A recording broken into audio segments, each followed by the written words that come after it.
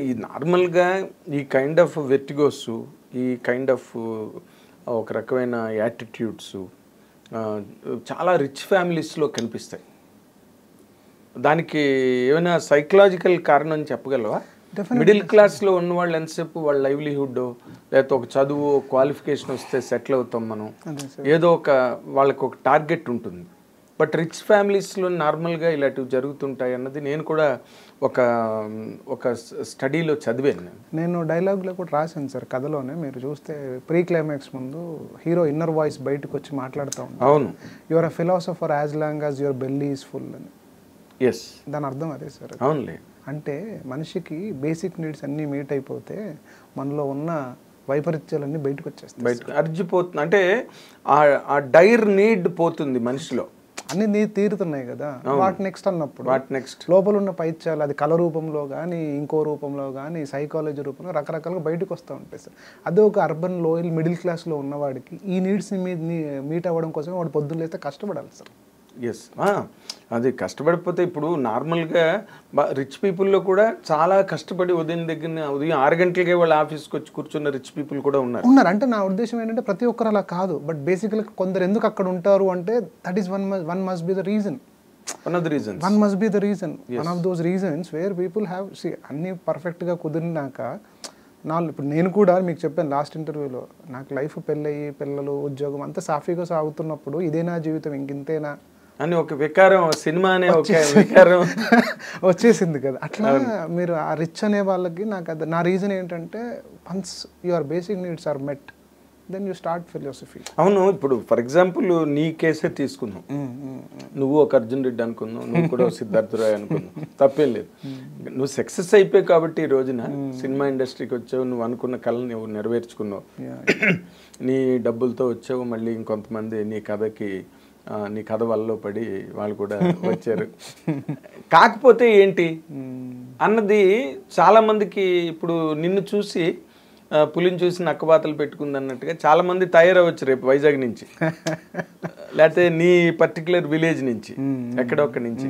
But what next, ఒకవేళ success అవ్వకపోతే ఏంటి అన్నది వాళ్ళ దగ్గర ఉండదు, ఆ టెక్స్ట్ ఉండదు. అంతే sir, correct. Exactly, that is where they fall in the deep pit. అంటే నేను కూడా పోయి ఉంటే డీప్ పిట్లో పడేవాడిని 100%. అది ఒకటే పడేవాడిని, అది ఒకటే. వెంటనే నీ నెక్స్ట్ ఆప్షన్ అదే అంటున్నా. సుకుమార్ గారు వచ్చి నీకు వెంటనే సినిమా అనౌన్స్ చేసేసి నీ ఫస్ట్ హాఫ్ చూసి ఇవన్నీ. సుకుమార్ గారు ఏమీ అసలు దీని మీద ఏ రకమైన కామెంట్ చేయలేదా, ముద్దు పెట్టుకోవడం తప్పితే నిన్ను? సార్ ఆయన writing he liked it like anything sir. అంటే ఇలా రాయడం చాలా కష్టమైన పని, ఇట్స్ నాట్ ఈజీ. నువ్వు ఇలా రాసావంటే నేను అసలు షాక్ అయ్యానంటారు ఆయన. Someone who can write like this, so much into it. డైలాగులు ఇప్పుడు ఇందాక నువ్వు చెప్పినట్టుగా they become philosophers whose bellies are filled. అది చాలా అకాడమిక్గా ఉన్నది నువ్వు చెప్పిందంతా కూడా. కానీ ఏంటంటే కొంతమంది పెడుతున్న ఘోష ఏంటంటే ఆత్మఘోష, ఇలా సినిమాలు తీస్తే అసలు సొసైటీ యూత్ ఎటు వెళ్తారు, ఎటుపక్క వెళ్ళాలి వీళ్ళు, అసలు డైరెక్టర్స్ ఇలాంటి సినిమాలు తీసి యూత్ని ఎటు పంపించాలనుకుంటున్నారు. సార్ నేనైతే కరెక్ట్ దారిలోనే పంపిస్తున్నాను సార్ ఈ సినిమా ద్వారా. దాంట్లో ఎవరితోనే నేను వాదించగలను. ఏంటి నువ్వు ఒక్క మాటలో చెప్పు, ఏంట కరెక్ట్ దారి? సార్ ఇప్పుడు అంటే నేను చెప్తే నాకు సినిమాలో ఉన్న మెయిన్ ఎలిమెంట్ రివీల్ అవుతుందని నేను షార్ట్ గానే చెప్తాను, ఫుల్ గా. ఎందుకు, రిలీజ్ అయిపోయింది కదా సినిమా, ఇంక నువ్వు దాచేదేమో నీ ఆత్మానుగతమైన అభిప్రాయం, నీ తాలూకా దృక్పథం నువ్వు చెప్పడమే తప్పితే. చెప్పేస్తాను, ఓకే, ప్రాబ్లం సింపుల్ సార్. ఏంటంటే మన లైఫ్లో మన సైకాలజీలో ఎక్స్ట్రీమిటీస్ సైకాలజీ నుంచే పుడతాయి సార్. అవును. ఏదైనా మనిషి extreme behaviour turns from psychology next society. The external society reaction can make you an extremist guy. అంటే మనం ఒక పిల్లిని మూలకు తోస్తే పూల ఉద్ది అంటారు చూడండి, అది నేచర్ కాదు దాన్ని, అది సర్కమ్స్టాన్షియల్ నేచర్. అది పిల్లికి అంతే కదా సార్. అట్లా ఒక మనిషికి స్వతహాగా ఎక్స్ట్రీమిటీ నేచర్ ఉంటుంది, సొసైటీ బిల్డ్ చేస్తే వచ్చే నేచర్ ఎక్స్ట్రీమిటీ అవ్వచ్చు. నక్సల్స్ పుట్టేది కూడా దాని నుంచి sir. They become extremists because of the pressure of the society. They not naturally extremist కాదు వాళ్ళు. అట్లా మనకి terrorist whatever it is, any form. So అట్లా నేనేం చెప్తున్నా అంటే ఒక ఎక్స్ట్రీమిస్ట్ థాట్లోకి వెళ్తే end of the day what you will become అనేది నేను క్లియర్గా చెప్పా కథలో. Extremist thoughts you may be a different you may be different. అంటే ఎక్స్ట్రీమిస్ట్గా ఉంటే నలుగురిలో వింతగా కనిపిస్తావు కాబట్టి నీకు ఫ్యాన్ ఫాలోయింగ్ ఉండొచ్చు, హీరోయిక్ ఎమోషన్ చుట్టుపక్కల వాళ్ళకి జనరేట్ అవ్వచ్చు, కానీ the end point, the end result of it is not actually nobody can accept and nobody can take, and you yourself also will be self destroying mode లోకి వెళ్ళిపోతావు. నేను కథ చెప్పాను నేను. Exactly. You will become a self destruction. ఈ himself becomes a destroyer. మిమ్మల్ని ఎవరు వాళ్ళని ఎవరు చంపాల్సి ఉంది, వాళ్ళు చచ్చిపోతారు.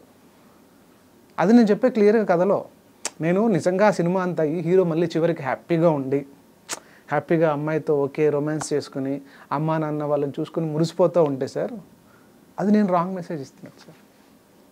అంటే చేసిన రామాయణం అంతా చేసి అంటే పరివర్తన రావచ్చు కదా మనిషిలో. అదే సార్, అప్పుడు ఏమవుద్దంటే పరివర్తనకి నువ్వు అవకాశం ఇవ్వలేదు, నువ్వు ఇలా చావు అన్నావు అంతే. అలా చేస్తే అలా చస్తారనే చెప్పాను నేను. పరివర్తన వస్తుంది అంటే అంతా చేసి మనం ఎప్పుడో మారొచ్చు అనుకుంటే అది రాంగ్ మెసేజ్ కదా సార్ నేను ఇచ్చేది. అదేలే, అంతే కదా సార్. ఎగ్జాక్ట్లీ. నువ్వు ఏ రైటరు ఒక బూత్ సినిమా తీసినా, ఒక నీతి సినిమా తీసినా, ఏం తీసినా కూడా దానికి వాళ్ళదైన ఒక ముగింపు, వాళ్ళదైన ఒక నమ్మిక ఆ కథ వెనకాతల 100% ఉంటుంది. పైగా మోర్ ఇంపార్టెంట్లీ ఒక అర్జున్ రెడ్డి సినిమాకి కానీ లేకపోతే ఒక యానిమల్కి కానీ, యానిమల్ సినిమాకి తక్కువ అప్రోర్ ఏం రాలా. రాజ్యసభలో కూడా మాట్లాడారు దాని మీద, రాజ్యసభలో జరిగింది గొడవ దాని మీద.